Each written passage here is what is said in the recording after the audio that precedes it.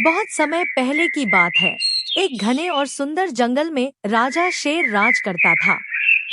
उसका नाम था विक्रम।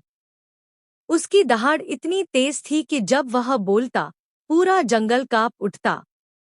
सब जानवर उससे डरते थे, चाहे वो हाथी हो, चीता हो या नन्हा सा खरगोश।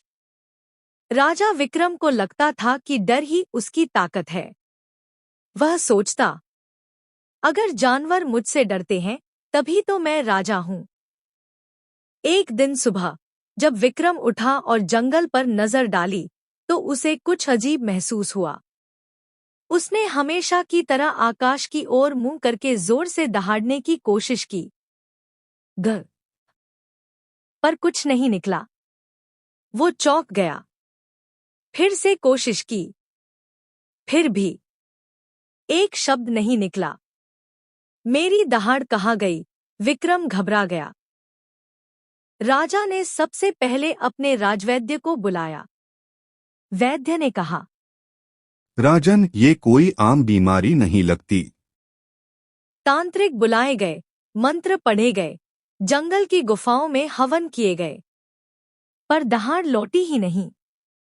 अब तो हालत यह हो गई कि जानवर बिना डरे उसके सामने आने लगे।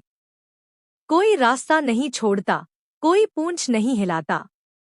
राजा को लगने लगा, मैं राजा नहीं रहा।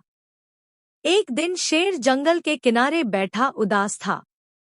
तभी वहां से एक घायल खरगोश गुजर रहा था।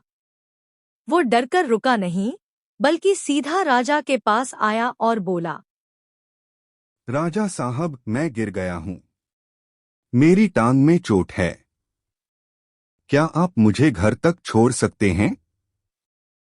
राजा आश्चर्य में था। अब तक कोई उससे इस तरह बिना डरे कुछ नहीं कहता था। उसने खरगोश को अपनी पीठ पर बैठाया और धीरे धीरे उसके घर तक छोड़ आया। रास्ते में खरगोश बोला, आप अब पहले जैसे डरावने नहीं रहे, लेकिन अब हम जानवर आपसे डरते नहीं, आप पर भरोसा करते हैं। आपकी चुप्पी ने हमें शांति दी है। अब हमें लगता है कि आप हमारी मदद करने के लिए हैं, हमें सजा देने के लिए नहीं। शेर रुक गया। उसकी आंखें नम हो गईं।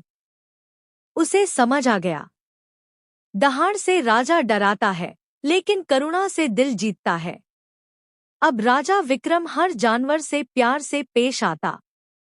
उसने जंगल में एक सभा बनाई, जहां सब जानवर अपनी बात कह सकते थे। अब उसकी आवाज भले ही न निकले, लेकिन उसका नाम सबके दिल में गूंजता था।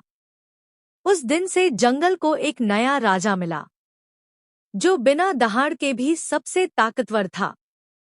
सीख, असली ताकत डराने में नहीं, भरोसा जीतने में है।